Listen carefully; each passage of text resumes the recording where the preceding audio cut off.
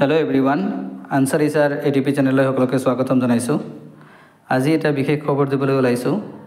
যিসকল ক্যান্ডিডেটে DWৰ LP UPৰ 5550টা পোষ্টৰ বাবে আবেদন কৰিছিল সেই সকল ক্যান্ডিডেটৰ কাৰণে এটা নোটিফিকেশন আহিছে আৰু এইখিনি কাম অতি সোনকালে কৰিব লাগিব।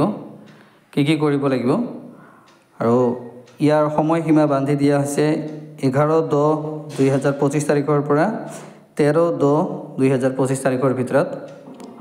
ইতিমধ্যে 11 তাৰিখ গুছি গৈছে, 12 আৰু 13 তাৰিখৰ ভিতৰতে এইখিনি কাম কৰিব লাগিব।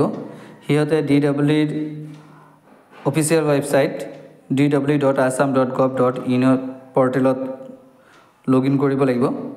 লগইন কৰাৰ পিছত হিয়তৰ যেটো ৰেজিষ্ট্ৰেচন নাম্বাৰ আছে সেই ৰেজিষ্ট্ৰেচন নাম্বাৰত SSLC বা ক্লাস 12ৰ এক্সামিনেশনৰ এডমিট কাৰ্ড লগতে enrolment number betterment year of passing মেট্ৰিকৰ আৰু হায়াৰ সেকেন্ডাৰী এইখিনি দিব লাগিব।